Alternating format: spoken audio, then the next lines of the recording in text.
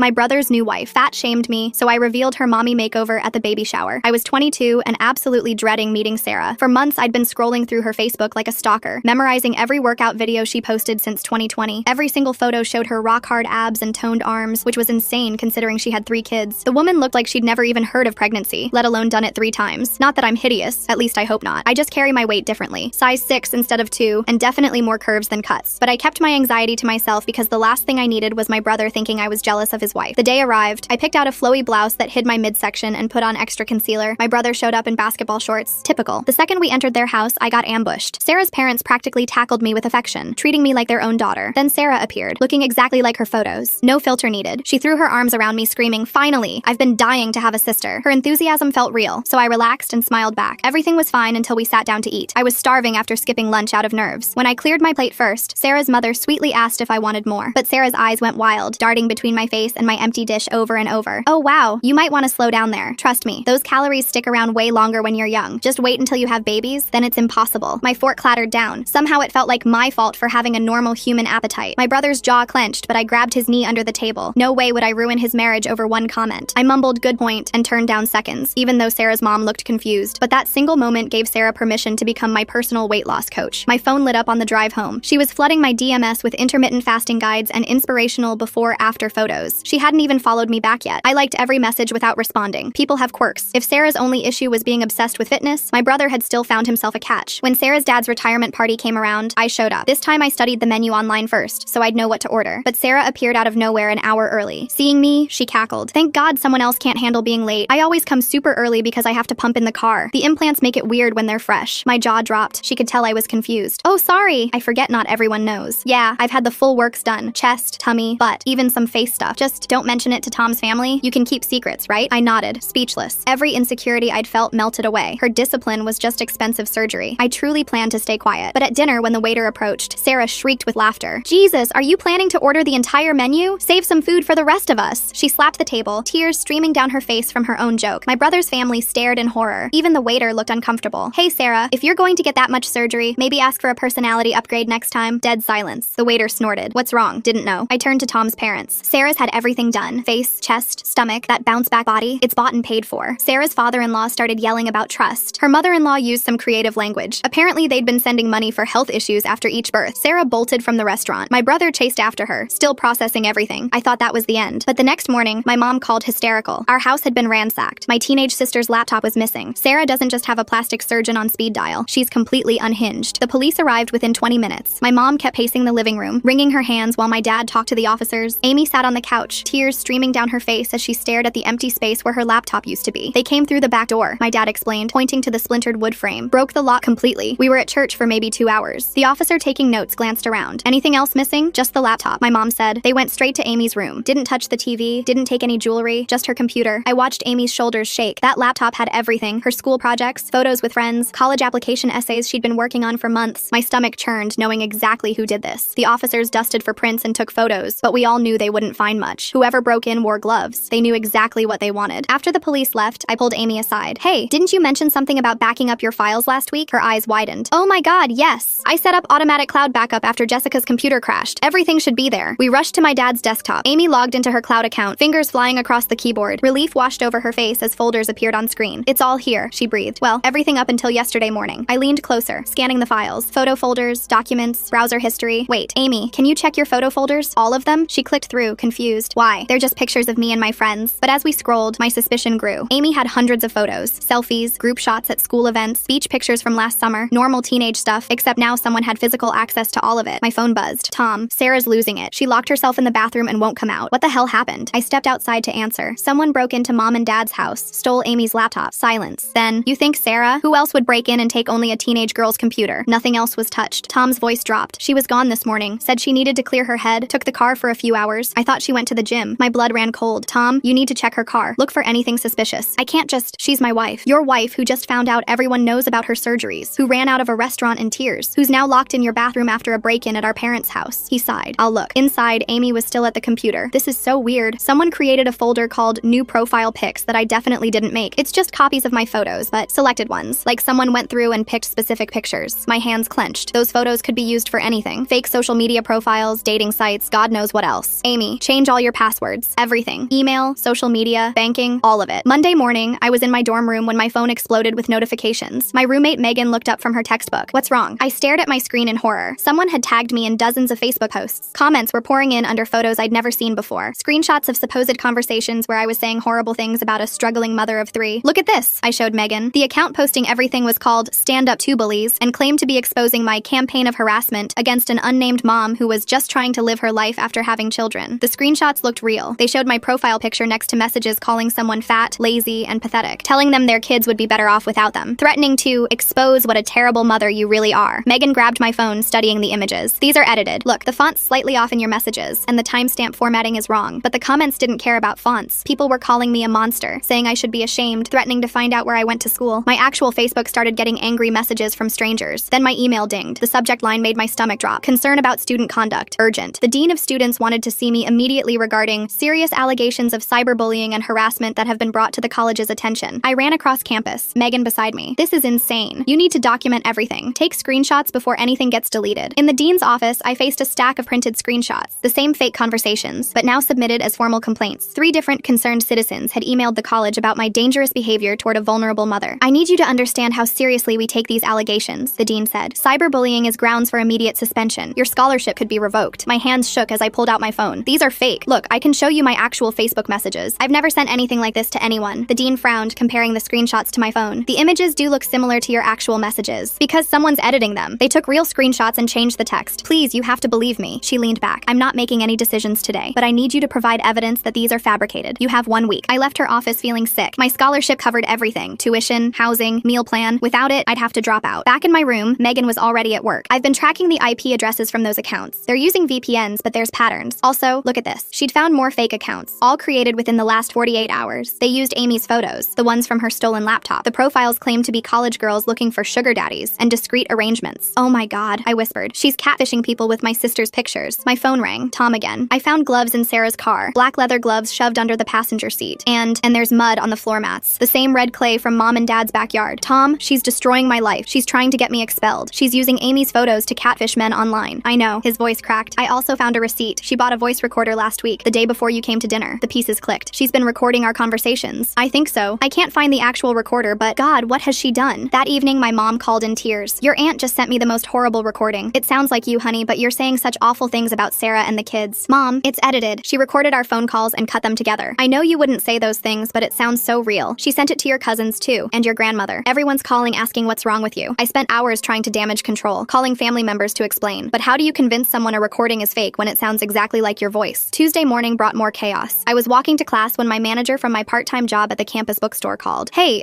there's a woman here claiming to be your sister-in-law. She says she's concerned about your mental health and thinks you shouldn't be working with money. I sprinted across campus. Sarah stood at the customer service desk, looking perfectly put together in designer workout wear. She was talking to my manager in a hushed, concerned tone. I just worry about her stability, she was saying. The things she's been posting online, the threats she's made. I thought you should know. For the safety of your other employees. Sarah, my voice came out steady despite my racing heart. What are you doing here? She turned, eyes wide with fake concern. Oh, sweetie, there you are. I was just so worried after seeing those awful posts. I had to make sure you were okay. My manager looked between us, confused. Posts? Sarah pulled out her phone, showing him the fake screenshots. She's been harassing me online. I have 3 small children, and the things she said. I just thought her employer should know. Those are fake, I said firmly. She edited those screenshots. I can prove it. Sarah's face crumpled into tears. This is exactly what I mean. She's delusional, making up conspiracies. I'm just trying to help. My manager, thankfully, knew me better than that. Ma'am, I'm going to have to ask you to leave. This is a place of business. Sarah's tears dried instantly. You'll regret not taking this seriously. When something happens, remember I tried to warn you. She stormed out, but the damage was done. Other employees had overheard. Customers were staring. My manager pulled me aside. Look, I don't believe her, but I need to report this to HR. Just protocol. You might want to get ahead of this. I spent my lunch break in HR, explaining everything. They took notes but looked skeptical. A concerned family member showing up at your workplace wasn't normal. Even if she was lying, it created problems. That night, Megan made a discovery. These catfishing profiles using Amy's photos, they're active. She's actually talking to men, promising to meet them. Look at this. The messages were disturbing. Amy was telling older men she needed money for college, that she was desperate and willing to do anything. She'd given out my college address, saying she lived in the dorms. We need to warn campus security, Megan said, if these men show up looking for Amy. But it got worse. Megan, who worked part-time at a local bank, suddenly sat up straight. Oh no. Oh no no no. What? Someone just applied for 3 credit cards using your social security number. The applications came through our system. They used your information but a different address, somewhere in town. My blood went cold. Can you see where? It's the address for that clothing store where you work summers. They put your employer's address as as your residence. The applications were already being processed. If approved, the cards would be sent to my workplace, where Sarah had just made a scene about my mental stability. This is identity theft, Megan said. We need to freeze your credit immediately. We spent the next 3 hours on the phone with credit agencies, filing fraud alerts. Megan helped me document everything: the fake social media accounts, the edited screenshots, the catfishing profiles, the credit applications. She's trying to frame you, Megan said. Make it look like you're the one doing identity theft. Think about it. She shows up at your work talking about your instability, then credit cards in your name arrive there. My phone buzzed. Tom. I found her burner phone. She hid it in the garage. It has everything: the fake accounts, the edited screenshots, messages to those men pretending to be Amy, even drafts of the complaints she sent to your college. Thank God. Can you screenshot everything? Already am, but there's more. I found messages to someone named Robert. She was planning something bigger, something about planting evidence. My blood ran cold. What kind of evidence? I don't know. The messages are vague, but she mentioned your parents' house and making sure it's found in the right place. I immediately called my parents. You need to search the house. Every room. Sarah's planning to plant something. They thought I was paranoid until Amy shouted from upstairs, "There's something in my room." We stayed on video call as they searched. Amy had remembered the nanny cam she'd installed after the break-in, a tiny camera disguised as a phone charger. She'd wanted to feel safer in her own room. The footage was damning. It showed Sarah climbing through Amy's window at 3 a.m., 2 days after the laptop theft. She wore all black and gloves, carrying a small bag. The camera caught her opening Amy's desk drawer and placing something inside before leaving the same way she came. My dad carefully opened the drawer. Inside, wrapped in plastic, were several small bags of white powder. "Don't touch it," I said. "Call the police. Now." The next morning, our family gathered at my parents' house. Tom arrived looking haggard, carrying a box of evidence. Sarah had refused to come, claiming we were all conspiring against her. "I can't believe I didn't see it," Tom said, spreading out printed screenshots. "She's been doing this for years. I found emails from her ex-husband's mother. Sarah scammed her out of $30,000, claiming it was for medical bills after the kids were born." My mom gasped. "The surgeries? Paid for with stolen money. Her ex's mom is in a nursing home now because she can't afford better care. She gave Sarah her entire retirement savings." We spent hours piecing together the full picture. Sarah had created an elaborate web of lies, using her children as props for sympathy while funding her lifestyle through fraud. The physical transformation we'd all envied was built on theft and deception. "We need to share this," Amy said suddenly. "There's a local mom's Facebook group Sarah's always posting in. They deserve to know." Tom hesitated. "Those are the mothers of my kids' friends, and they might be her next victims," I pointed out. We crafted a careful post, sticking to facts we could prove: the fake accounts using Amy's photos, the credit card fraud, the planted substances. Within hours, comments poured in. Other women shared their stories. Sarah had borrowed money she never repaid. She'd sold them products that never arrived. She'd convinced one mother to invest in a fake business opportunity. The police took our evidence seriously now. Multiple victims, documented fraud, attempted framing. It painted a clear picture. They arrested Sarah that evening. The custody hearing was swift. Tom presented everything: the burner phone, the fraud evidence, the recordings of Sarah coaching the children to lie about me on camera for sympathy videos she'd posted online. The judge's decision was firm: full custody to Tom, supervised visitation only for Sarah, mandatory restitution to all victims, including her former mother-in-law. Sarah's lawyer argued for leniency, claiming mental health issues, but the judge wasn't moved by tears that dried too quickly, or stories that changed with each telling. "Your client systematically defrauded multiple people, attempted to frame a college student for substance possession, and used her own children as props in her schemes," the judge said. "This goes far beyond a cry for help." The financial judgment was severe but fair. Sarah owed over $50,000 to various victims. Her wages would be garnished. Her social media accounts were banned for fraud. She'd have to work multiple jobs just to make the monthly payments. Tom moved back to our hometown with the kids. Our parents helped with childcare while he rebuilt his life. The kids thrived without their mother's toxic influence, finally able to just be children. I kept my scholarship. The dean apologized when she saw the evidence, even wrote a letter supporting my character. My workplace understood too, especially after the credit cards arrived and were immediately reported as fraud. Sarah moved 3 states away. Last we heard, she was working at a call center and a weekend retail job, living in a studio apartment. No Instagram-worthy life to showcase. No designer clothes or surgical enhancements to maintain, just the consequences of her choices. Our family grew stronger through it all. We learned to trust our instincts, to document everything, to protect each other. Amy's cloud backup had saved us. Megan's banking knowledge had caught the fraud in time. Tom's courage to search for the truth had revealed everything. Sometimes I wonder if Sarah ever thinks about that dinner, when her mask first slipped, when a simple comment about my appetite started the chain of events that exposed everything. But mostly, I'm just grateful we survived it, that my brother and his kids are safe, that justice, however imperfect, was served. The woman who once made me feel inferior for being a size 6 is now banned from the very platforms she used to showcase her fake life. There's some poetic justice in that, I suppose.